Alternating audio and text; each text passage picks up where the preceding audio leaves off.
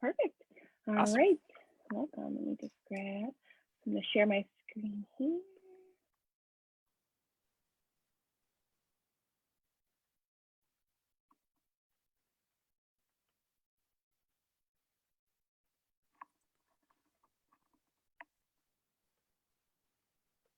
Okay.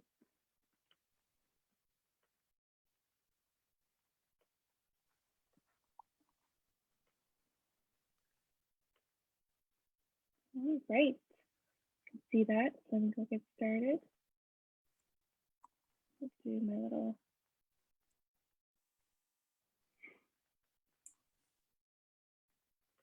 All right. Welcome, everybody, to the Fox Cities Book Festival.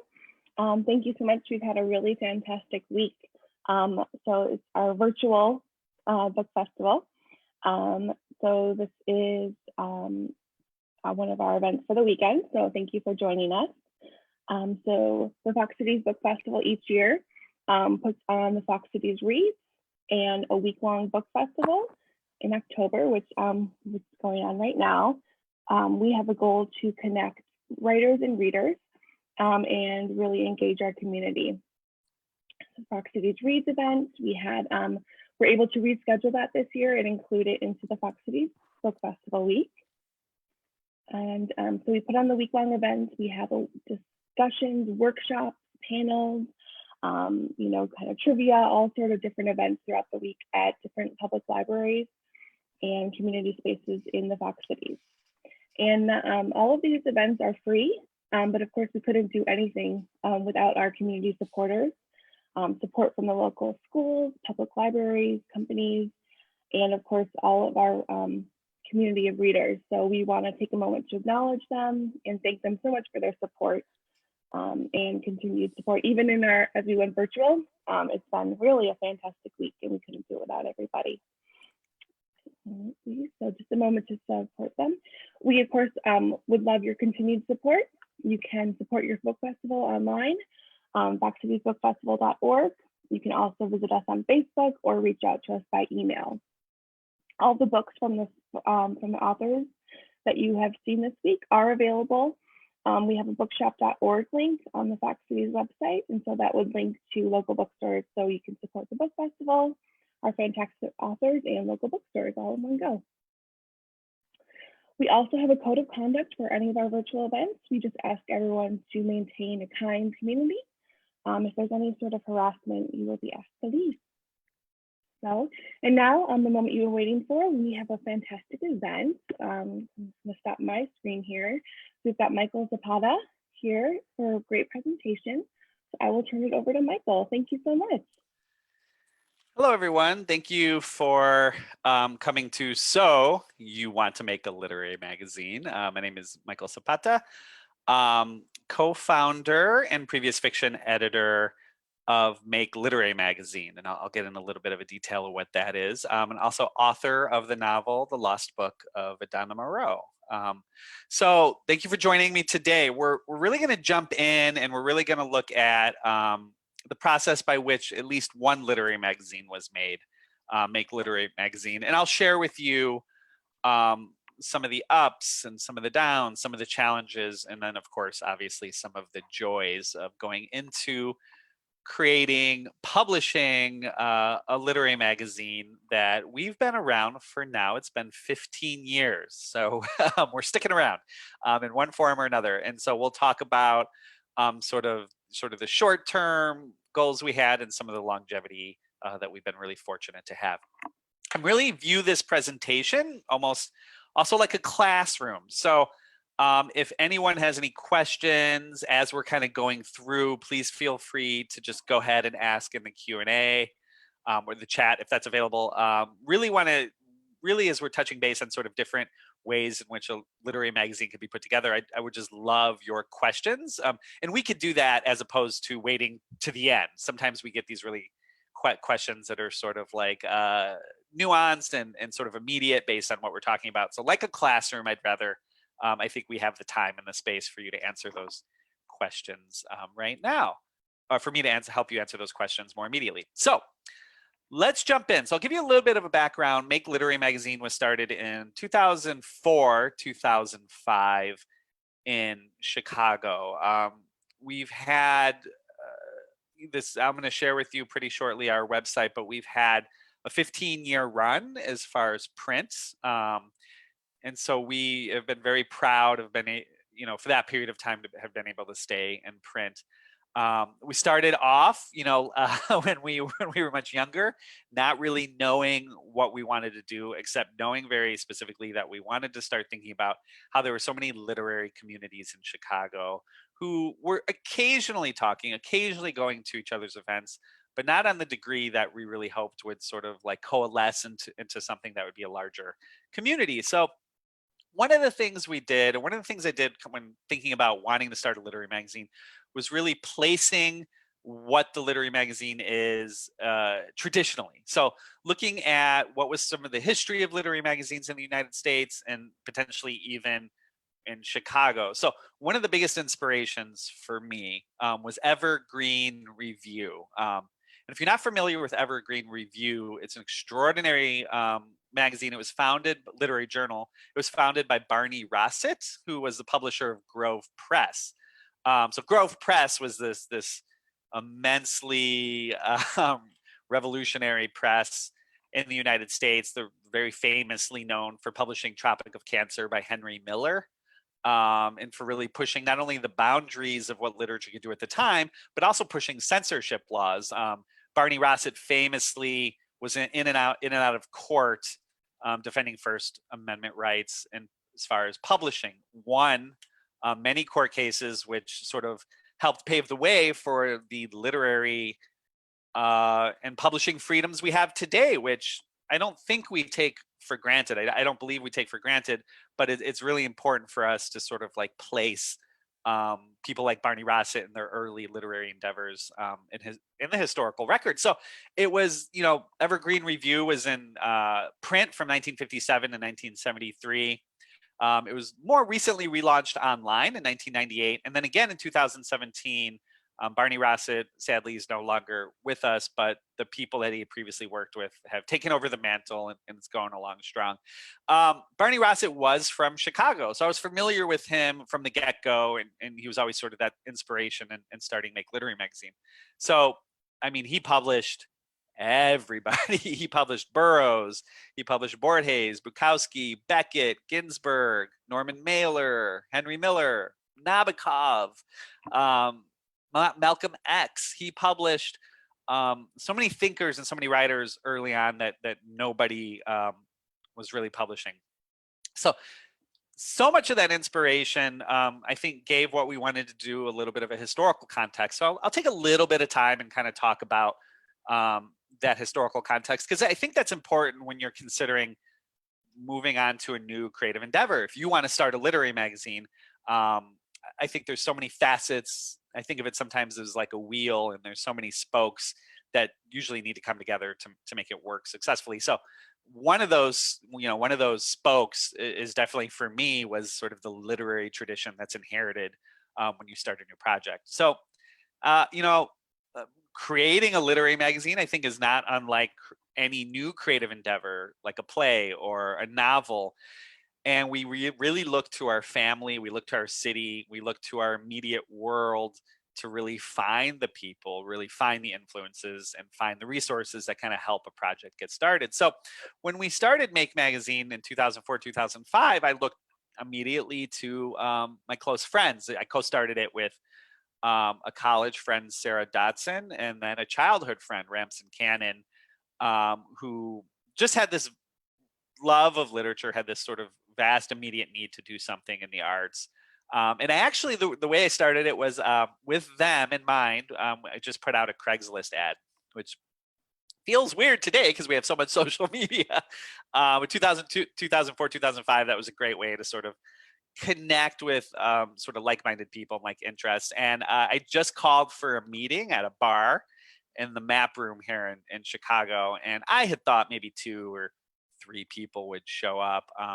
But we had a packed room. We had a packed room of about 30, 35 people who did show up with just a substantial interest in making making a literary magazine.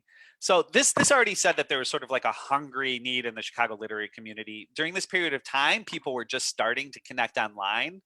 It seems so strange to say in 2020, but it was still very much a new thing. I think people were thirsty to connect, and so there was also a new slew of reading series and writers moving to Chicago at the time. So at its core, at its very core, my point is at its very core, like founding a literary magazine is definitely about the people involved. And that's really one of the funnest aspects. That's really one of the most powerful aspects of putting together something creatively like a literary magazine. And just to go back into a little bit of history, during this period of time, and I think specifically over the last 10 years, I think Chicago literature has been going through what critic Adam Morgan, who famously founded Chicago Review of Books, calls the fourth Chicago literary renaissance. And let's talk about the other three real quickly, because again, to put creating something in a historical context. So Adam Morgan refers to the sort of the first Chicago Renaissance was the turn of the century. So we have realists like Theodore Dreiser and Henry Blake Fuller and Hamlin Garland. So they were introduced the city to the rest of America. And not just in the sense of being the city of big shoulders, not in the sense of just being this huge industrial powerhouse, but that there's very powerful literary community happening turn of the century. Then we have like the modernists. Not too long after that, the 1910s, the 1920s, we get Carl Sandburg famously. We get Margaret Anderson, Harriet Monroe. Not too long after that, we look at sort of these quick revolutions. In the 1930s and the 1940s, the Great Migration spurred the Chicago Black Renaissance in Bronzeville. So famously, Gwendolyn Brooks, Richard Wright, Lorraine Hansberry, Margaret Walker, just absolute cornerstones to what we consider to be modern American literature. So Adam Morgan is making the same case for the past 10, 15 years here in Chicago. And it's a little bit of a different literary renaissance where there's sort of this hyper connection between the communities that were happening. So early on with Make, we just started to glimpse some of those things, and we just wanted to participate in what we saw was like an exciting literary scene. All of this is to say is that in its creation, we were thinking about those traditions and thinking about what that meant moving forward for us if we were going to start a magazine. And really the core was essentially connecting communities in Chicago that have not previously been connected through the literary arts or haven't been for some time. So in starting this, we really were thinking that in the context of looking at underserved communities, looking at immigrant communities, looking at works in translation. I'm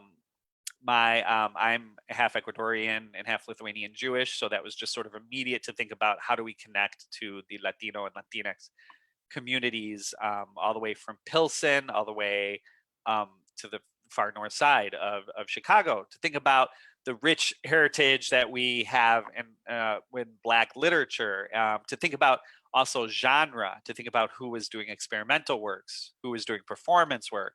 And then for us, we really settled on a lot of literature in translation. This was all part of sort of the discussion of when we sat down in those early meetings with Make.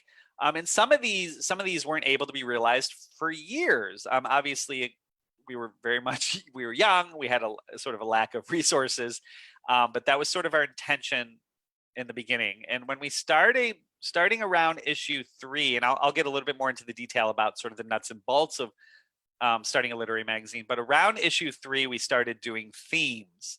So every magazine itself was very much theme based. And then in issue 4, very excitingly, we really started to look at works in translation and really started to outreach. We published a lot of Eastern European poets. We started to publish some wonderful writers from Mexico City and Colombia. So this is all to say that our mission, this is all to say that really from the get-go, we really wanted to have a strong mission as far as what we wanted to do. I want to just share with you sort of what those themes looked like through the years. So I'm going to share my screen and we'll go to the website. So hopefully everyone could see this.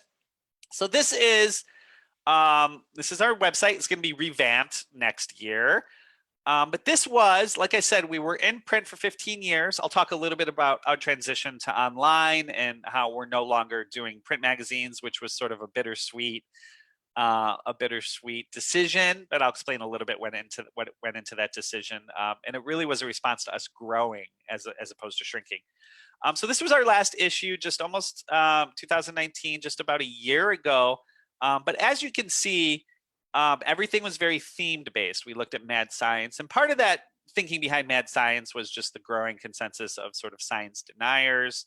So we sort of climate change. So we sort of expanded that idea into an entire issue. We had issue 17, belonging, again, very much responsive to what we were seeing in the current political climate, with issues revolving ICE and immigration, but also extending beyond that and looking to what does it mean to belong to a city? What does it mean to belong to a community? We were very excited to have issue 1 make X. This was after of almost a little bit longer than a decade. We collected some of the writing that we were most excited about, and we were really excited about every issue, but sort of the writing that became more meaningful to us and hopefully to our readers through the years. So we actually published a book, which was a really exciting project. But again, I'll go through these a little bit more quickly. We had archive and misfits and visual culture, exchange and architecture, of course, architectural, neither nor, at play, myth, magic, and ritual. So what these themes allowed us to do was really sort of connect different literary communities, not only in Chicago, but outside of Chicago, because we definitely have some people who submit from all over the country and the world, but really sort of coalesce in a very, very specific themes. This helped ground us as far as looking at how to create each issue.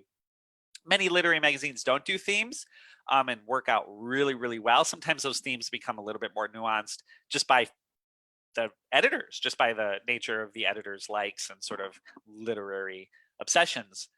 Sister cities here, though, this one was probably a big change for us, 2 or 3 years after we were founded. This is the issue in which we really committed to translation. We really started to commit to what literature looked like in Chicago, but also on a national scale. So all of this is to say is this is where our mission came from. And then this is sort of where we really, really hewed to throughout the years. So whenever we felt like we were getting lost, whenever we were stressed with time or effort, it was a really sort of grounding thing to have a strong mission statement. So my first sort of nuts and bolts, my suggestion for those people starting a literary magazine is to very much ground from the beginning sort of your mission. What is sort of the intention of the literary magazine? What do you want to do? What are you obsessed with in the literary world? What are you obsessed with when you sit down and go to your local bookstore or library? And how would you like to see that continue? I'll stop right there because it looks like we have questions. Let's get my cursor over. So thank you so much. So Angela, Angela says, did you begin with this sort of defined mission as you were crafting early issues, or did they come together organically, keeping broad perspective throughout its life? That is such a good question, Angela. I know you said you sort of answered it as you were typing it. We did have a very specific mission from the get-go, but I also think that based on that mission, the magazines themselves did come together organically. We were able to have that mission sort of as the thing that we always checked in with, as we were but we still wanted to give our space to act spontaneously. In the course of putting together a literary magazine, you're going to get submissions that blow your mind. You're going to get submissions that you're not quite sure how it would fit in the current magazine, but you want to work with this writer. And so you really kind of think about how can you do that long term.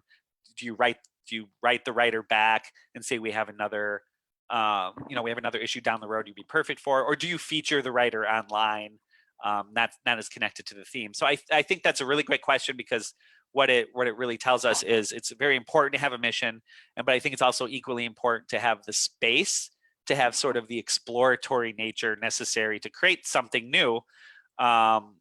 and I always like to think of it as like the moment by moment nature of necessity. I always say that with my students when I'm workshopping. Um, for classes I teach for creative writing workshops, because I think that's important for any creative endeavor is to allow yourself to have the moment by moment nature of necessity. But having that mission statement, we worked very hard on it, and it did change. The mission statement itself changed through the years as the organization grew. We started probably with 5 individuals, 6 individuals involved. And right now, between something called Lit Loose, which is a festival that we host, I'll talk about that, and also with the literary magazine now transitioning online, we have something like 40, 45, 50 people who are involved in and out depending on the current projects. So still a small organization, but able to grow through the years for kind of our needs. Great question. So again, that mission statement being really critical. Let's kind of go through the nuts and bolts of what for us grew over the years. We're going to talk about sort of the roles that people play when you put together a literary magazine, and those roles become very fluid. Of course, when we started, you'll hear this a lot with small sort of literary organizations. You wear a lot of hats, and so it's good to have those sort of open conversations with the people involved as far as what hats do you want to wear, what hats are going to be the most fun, what hats are going to be a really worthwhile challenge for each individual. So as far as the organization, I think it's always good to have one or two, when you start off with a small literary magazine, who's the publisher, who, if it's possible early on, to denote who's the publisher, who sort of really is going to be the person who really is handling a lot of the nuts and bolts as far as the business end of it, and who's able to work with the managing editor and the creative director directly to sort of fulfill those missions. But like I said, when we started, Sarah Dotson and myself were both editors. We shared managing editors, and we were also publishers. So we really had to look at what we were so young, and we were so naive as far as is how these things should be organized. And so that did grow a little more organically as we kind of found our pacing and what worked best for us early on. So my partner Sarah Dotson, she learned relatively early on. She's just has this extraordinary talent to sort of attract other talent. She has extraordinary talent to sort of understand where money should come and go from. So she was sort of a natural. She sort of naturally took the lead on publishing. I really, for me, sort of the heart and core of it was working with creative directors and doing a lot of the managing, editing things, and then of course editing fiction, which is where my heart was, and was one of the reasons why I wanted to start a literary magazine. So all that said, the people who are starting the magazine themselves should all be sort of on the same page or a similar page as far as the organization and management of all the other staff. So you have the organization, you have the, I think the people who are working sort of with the most responsibility are going to be the publisher, the creative director, and the managing editor. It's very important, I think, not to underthink what a creative director can do, whether your literary magazine is online or in print. And we'll talk a little bit about what that looks like too. But you're going to be managing sort of editorial design and intern staff if you do have interns. And again, sometimes this is for us when we started, it was just a very small amount of people. But I think having that sort of organization in place is key. And so one of the individual we started with, Ramson Cannon, who's currently a labor lawyer, sort of like was naturally inclined to help us think about that organization. And we really started to really think about that probably around issue 4. So a lot of those first issues were pretty organic as far as just everyone sort of checking off the boxes and getting really excited about working with writers. A lot of our organization didn't happen until maybe that 4th issue where some of these things settled in really nicely and substantially for us. And so that management of editorial design and intern staff is really important. What I did early on online was just research how other literary magazines organized their staff and what that looked like. I reached out to people, magazines that I really loved, just to ask them how they did that. You'll be surprised. It's always like, it's so surprising when you reach out to people for a cup of coffee or a telephone chat and really spend some time asking them how they did something. How did they start their literary magazine, or how do they start sort of their literary endeavors? And that's just going to be, that's the Socratic method. That's just going to be so key to starting something.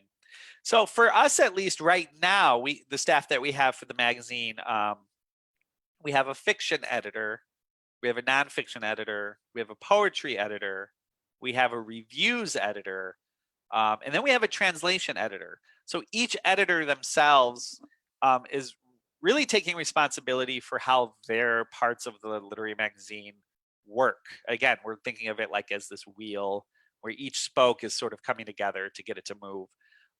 So I think one of the beautiful things and one of the funnest things of starting a literary magazine is that these people who you're going to be spending, a lot of talks with, a lot of time with, a lot of creative energy with, I think it's very, very, if you find people who are very excitable,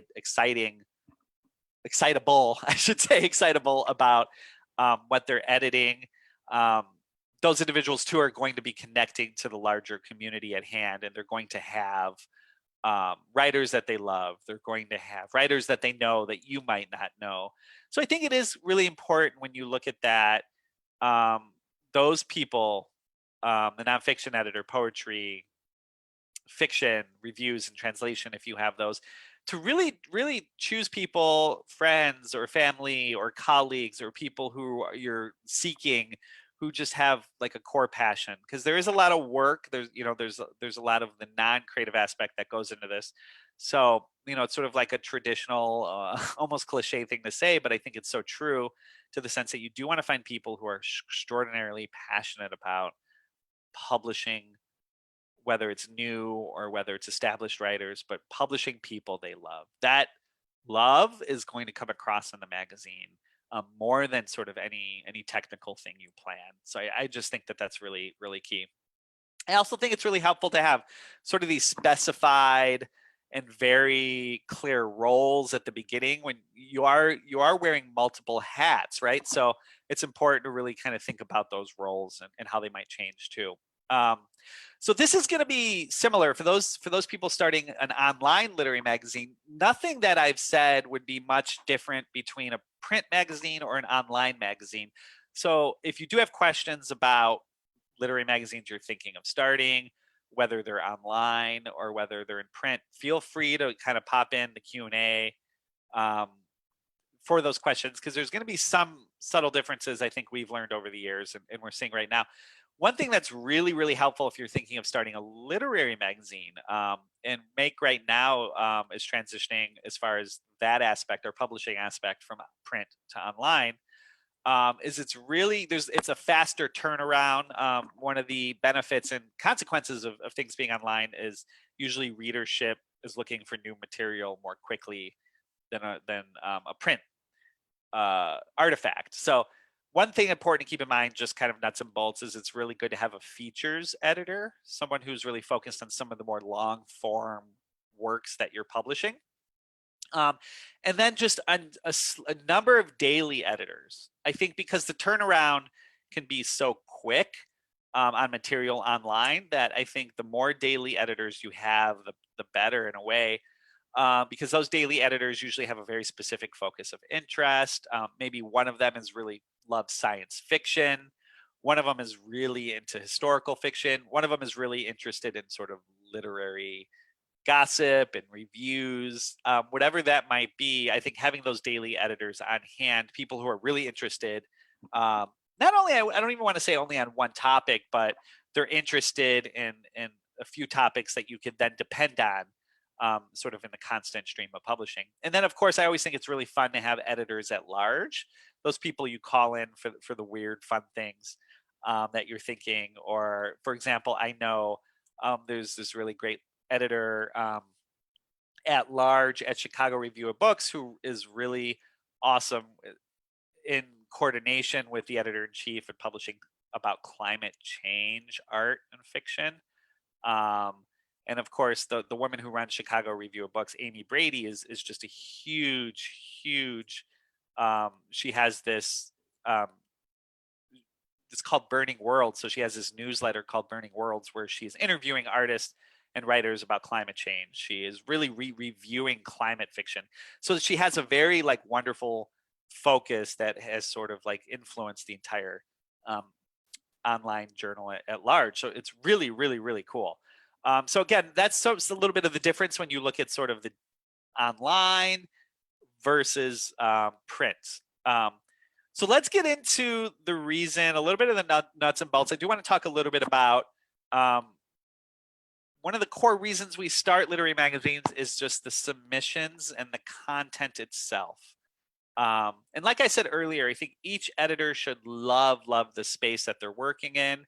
And I think the more that they can outreach through their communities to writers that they love, in addition to calls for submission according to them, which sort of helps ground each issue. So when we started Make Magazine, one of the things we discussed that we wanted to do was we wanted to give a voice to emerging writers. We wanted to give a voice to writers in communities that might have been underserved. And like I said, I'm Latino, so one of my goals as sort of fiction editor was to find writers throughout the Chicagoland area, and also, nationally, who were writing stories, Chicano stories, Latinx stories, but also just people who might have not had a chance previously to publish. And I did that, and I wanted to balance that with also reaching out to very established writers that I was just obsessed with. I really didn't have any rhyme or reason as the fiction editor to who I reached out with, except for those people I love.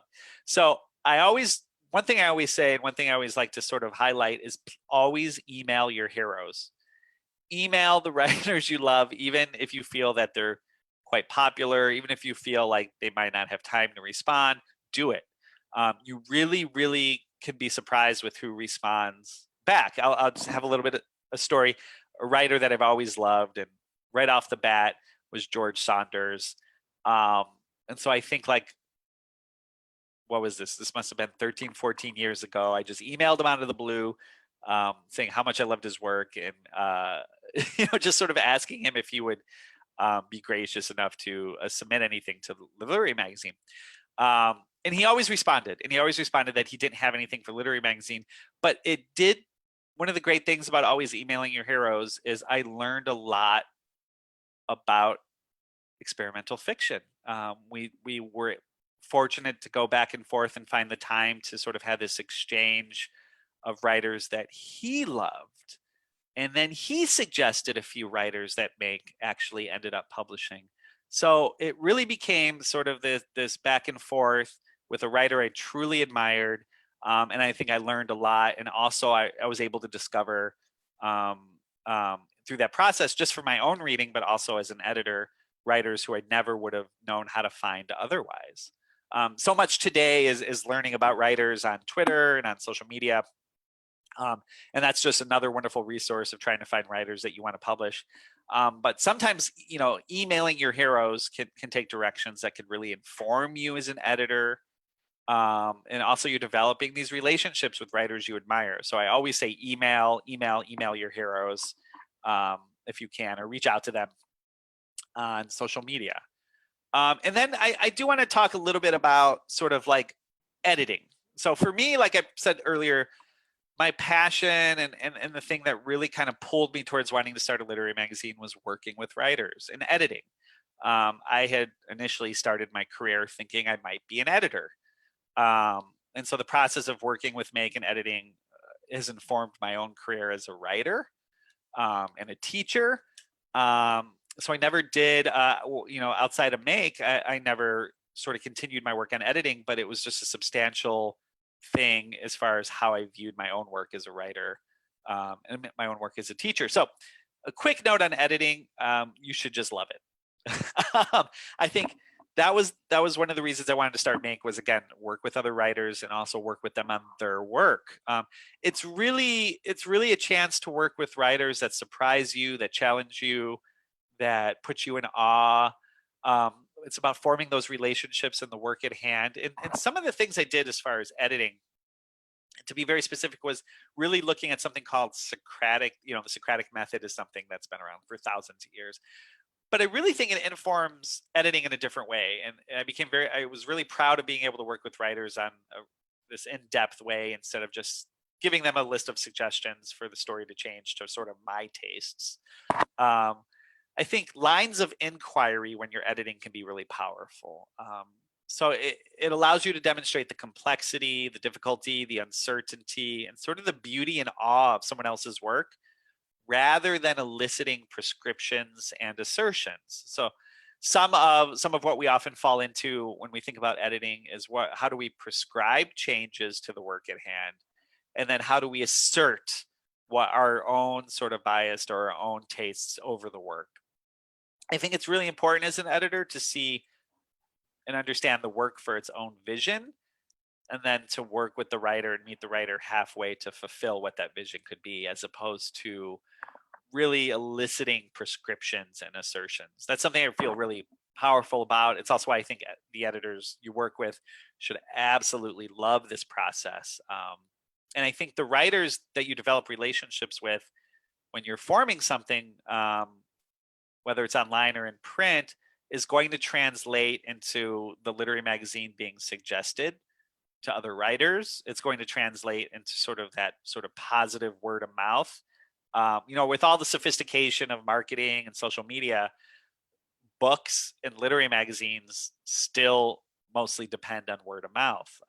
I like it. It feels traditional and also feels like it is an immediate response to the passion and the work that you're putting in. So selling books and selling magazines and people reading things online is still very much word of mouth. So when you put in that work, when you put in sort of I would say, the Socratic method, or whatever method you choose that really offers a line of inquiry over prescriptions, that's going to be noticeable. The writer is going to notice that immediately. I know when I've been fortunate to publish pieces, the writers who take a substantial interest in helping me make a piece the best it can be, and those that just quickly had prescriptions and moved on. So in the course of that too, I think it's also important to sort of identify your own role and your own sort of social positioning when you read, especially when you read art, when you're looking at poetry and fiction and creative nonfiction. What is your own social positioning? What allows you to sort of understand where the writer is coming from, sort of the writer's own heritage, literary tradition that they're working from. I use that a lot in workshops too, and I think it leads to just this relationship in which something gets stronger. And I don't think that's much different in the publishing world, whether, like in our case, you start a small literary magazine, or whether you're working with an editor at HarperCollins or Penguin. It becomes very apparent the editors that really are looking at creating the best work through this dialogue, creating the best work through lines of inquiry. So I can't emphasize enough, you should love it, and you should spend that careful time with each piece that you're so lucky to publish. So I think that's really key. I just wanted to make a note on editing. Moving on, one of the funnest things, and it's going to feel strange talking about this in 2020, because as we're meeting virtually, one of the things that became sort of a powerhouse for us early on, and actually helped us grow, I think, pretty substantially, was events. So whether you're starting a literary magazine in a big city, or whether you're starting a literary magazine in a small town or a suburb, there's so much that can happen now with technology, with literary festivals, with local libraries. There's so much that can happen that I think becomes critical to really like coalescing not only what your literary magazine is about and its mission, but also like the events. Events are critical because they really become places where it not only can help you raise money and help you raise awareness of your sort of creative endeavors, but also again connects you to the further publishing and writing industry, or the publishing and sort of writing community at your hand. So early on, Make Magazine, we really worked extensively with the City of Chicago Department of Cultural Affairs, the Illinois Arts Council, Columbia College, Northwestern University, School of the Art Institute, up and coming sort of literary organizations. We just, we found that writers were so willing to come and support their own work in the literary magazine once it was published. And our events themselves sort of took on their own, they really took on sort of their own realm. And it's something that we've really transitioned to a lot here at Make. Sarah Dotson, who again was co-started the literary magazine with me, just has just this wonderful talent of being able to put on events. And so she did a lot of event coordination and of course worked with other people to really put on really substantial events that involved really interdisciplinary events, visual art experiences, readings, panels. So anything, and I would say when it comes to events, try to do the things that are the most fun. I always keep saying that, but definitely do the things that you're going to find the most worthwhile experience with. So around this time, we started doing events, probably around maybe the 5th or the 6th issue. We really started to integrate visual arts. So that's one thing that we always thought Make could hopefully do a little bit differently. Was now that after I think like 5th, 6th issue, after we sort of established a mission and sort of writers that we loved working with, and we had our editors in place, Sarah Dotson had this wonderful idea that we sort of invite more of the visual arts components. So we started publishing visual artists. It just became this, we were able to get a little more funding by transitioning to a non-for-profit, which I'll talk about shortly. But it allowed us to really open up the world even bigger to visual artists nationally in Chicago. And it was really fun. It became sort of like this fun challenge to see how we could pair the visual arts with sort of the literary works that we were publishing. That's not always going to be the case, but I think it does fit under this realm of like when you have a creative director at your disposal, they can really help make the website or the literary magazine feel good, look good.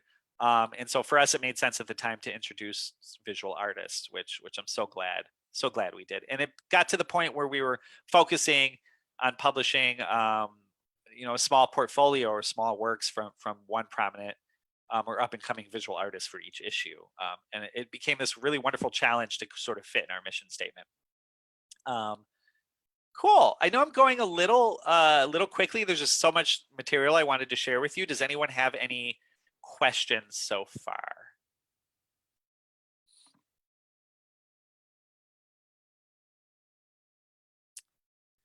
Cool. And if you have any, at the end, we'll have time for that too. Okay, so let's talk about the dirty aspect, which is money.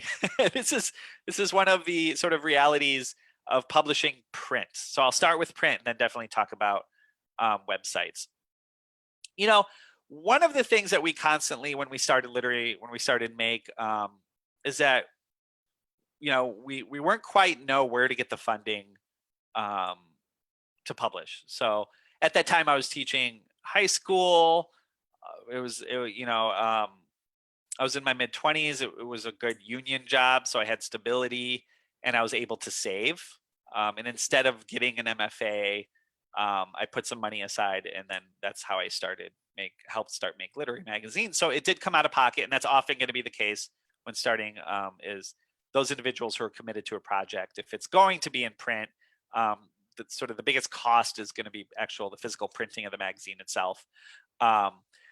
So that being said, we did start to think about early on advertising. That was something that I was early on not quite sure how to do. I didn't have a business background, but I also became quite comfortable sort of outreaching to people who did. My sister at the time, she's a businesswoman, so she gave me really great advice. I had a few friends who worked in advertising who were more sort of comfortable and could recognize what keeping a budget was. So I really sort of like adapted to the Socratic method. And if there was something I didn't know how to do it, and surely how to raise money for a literary endeavor was something I didn't know how to do at the time. So I really, really responded to asking those people who worked in business. Oftentimes, you'll even be, if you're fortunate, you'll often have people who will take over the role of publisher, co-publisher, who are fully in that realm and who fully know how to fund. And that's another avenue that some literary magazines do, where the publisher really has a strong interest in the arts, a powerful sort of investment in doing something for the arts, but sort of has the acumen as a business person to do that. So for us, though, we raised advertising money. that helped offset my savings. So we were able to really publish the first few issues with some of what I had saved, but also advertising. And we went to where literary people go. We got advertising from bars where there were literary readings. We got advertising from bookstores. We got advertising from MFA programs. And it really just became about the relationships with those organizations and involving them in events. And a lot of these organizations too, a lot of these people that you're talking to aren't in it to get rich. um, so what you really find is you have sort of this like cohesive social network in which you can kind of seek out sort of that support and advertising. And it doesn't always come with sort of like dollar amounts. There's support in which sometimes I know Columbia College was really wonderful because they would really ask their students during their publishing classes to subscribe to literary magazines. So even just a professor suggesting to students to subscribe to our literary magazine, we saw a boost in subscriptions through colleges and college students, and that's the people we want to be reading, future writers, future readers. Those are the people we want to be reading. So those relationships, I think, really helped out early on. But at the end of the day, we thought it, around issue 7, as the literary magazine grew, as we were getting stronger and stronger material that we wanted to publish, we had a good sort of like talk, the publishing, managing editor, editors, about transitioning to a non-for-profit. And so this was something that I think for us was the right decision. It takes a 3-year process. And I don't know if that has changed here in Illinois or federally or what state, but for us, it was about a 2-3 year process in which you transition to a non-for-profit and you really determine who your executive director is. And then you reach out and try to work with create a board members who are really invested in the long-term mission of what you're doing. So while that was a challenging process, an organizational process, we were very excited to do it because what it allowed us to do was it really allowed us to apply to grants. It allowed us to apply to grants, but it allowed also for people to offer sort of they can do tax-free donations.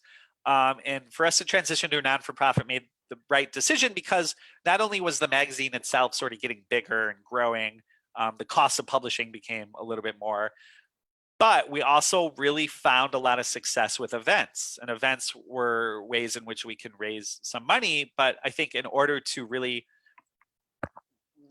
sort of build that more substantially, transitioning to a non-for-profit made a lot of sense for us. So I have a few suggestions for those people if you're thinking long-term or you're thinking of starting an arts organization or literary magazine, whether it's online or publishing for non-for-profit. One of the early things we did was apply for a grant through the Illinois Arts Council.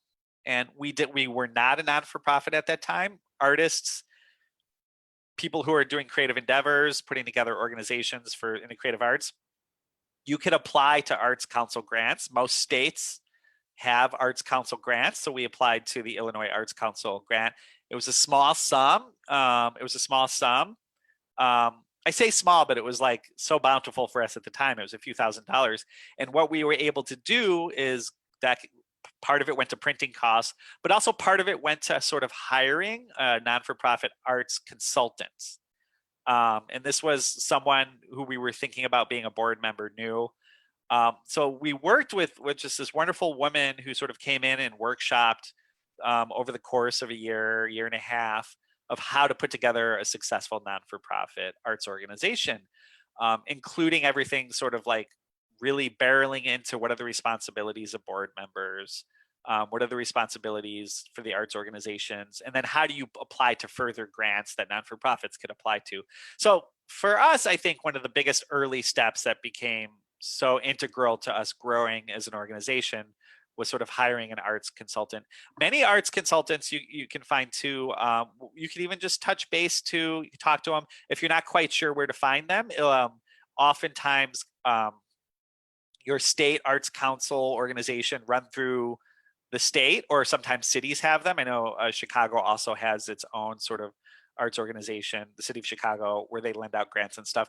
You could reach out to them. I would strongly suggest reaching out to your local arts council and asking them where to start. And they often have people that they are excited to suggest to really help you kind of really think about how to organize transitioning to a non-for-profit.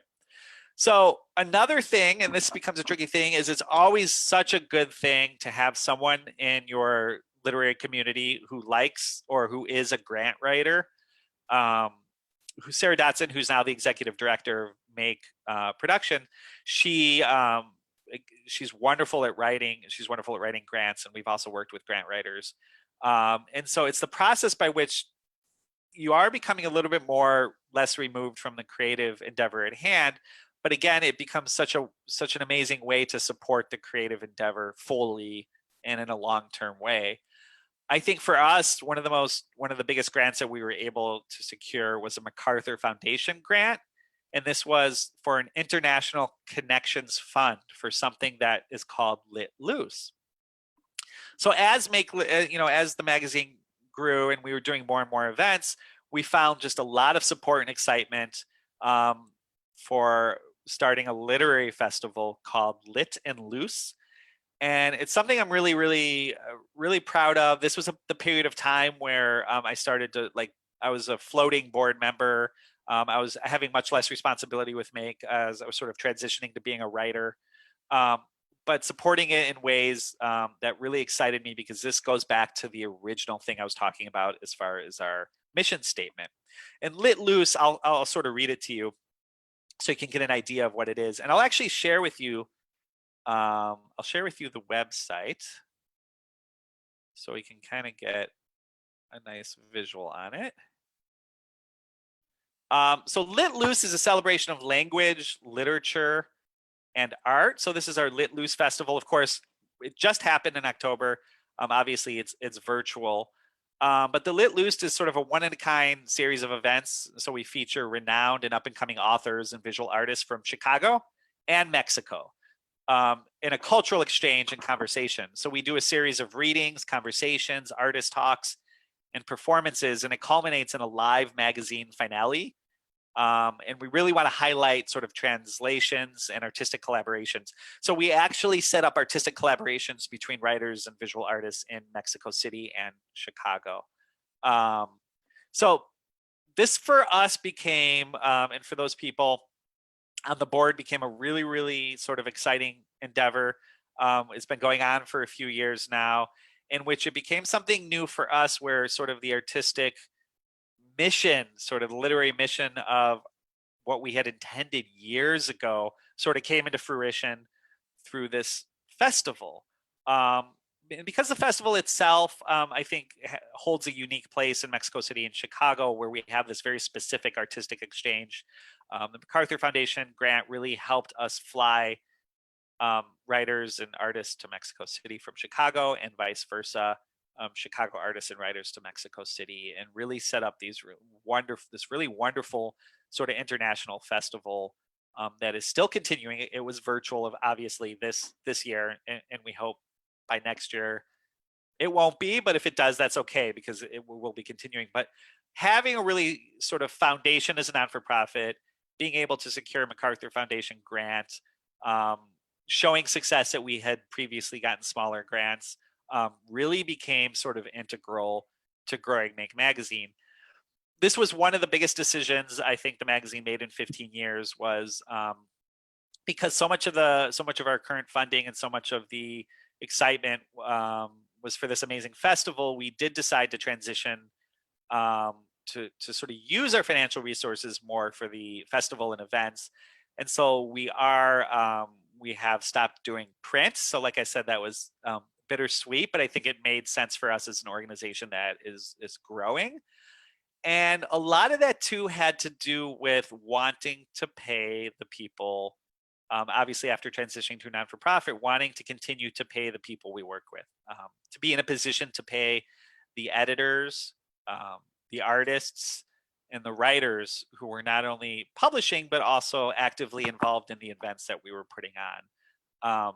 So that became for us sort of the crux on what we decided. Was it more important to continue print, or was it more important to continue to be able to pay those people we were working with more consistently when we had events that were consistent? I think for me, for just a little personal note, growing up in the Chicago area, and not knowing what sort of like a literary life or career would look like, it was important for me, and I think it was important for our board members too, to be able to pay artists and to pay writers fairly for the work that they put in.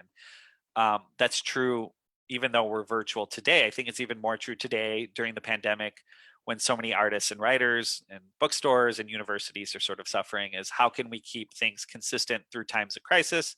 How can we keep things consistent sort of in the long term? So I'm really excited that we made that decision. Not having the print magazine is always sort of a bittersweet thing, but I'm even more excited to be in a position as an organization that pays its writers and artists. So that's kind of my last note. I know we have a few minutes here, and I want to see if anyone has any other questions. But I always will just want to briefly talk about the future of print and online. I'm a big fan. Long live the death of print is what one of my friends say. So while we have gone online and we're transitioning to online for the literary magazine, we're seeing print sales go up even during the pandemic for books.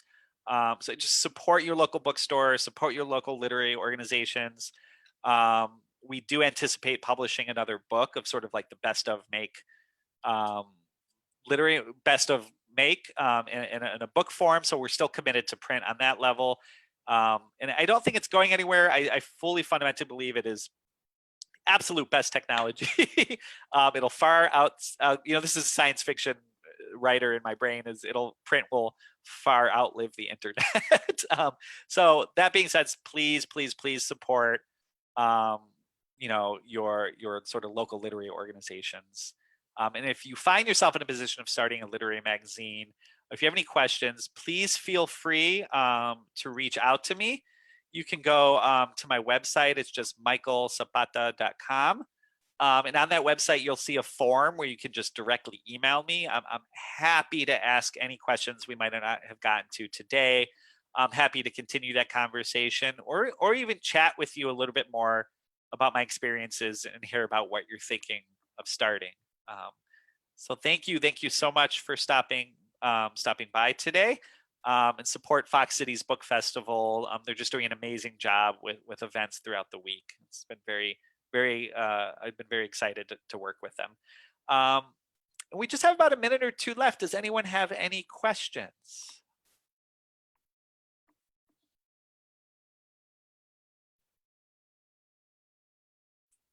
Thank you, everyone. Thank you so much for stopping by. Thank you, Michael. Yeah. Bye. Thank you so much. And I will link all of your the websites you mentioned to your thing on the Facebook so everyone can get to it. So cool. Thank you so much. Thank you. Thanks, everybody. Bye, everyone. Oh, wait, I think we have a question. Oh, question. Oh, not a question, but thank you. Thank you, Nancy, for stopping by. Thank you. Yeah, definitely so much to think about, and very hopeful for the literary world. So it's wonderful. Thank you. Thank you so much. Bye. Bye, everyone. You.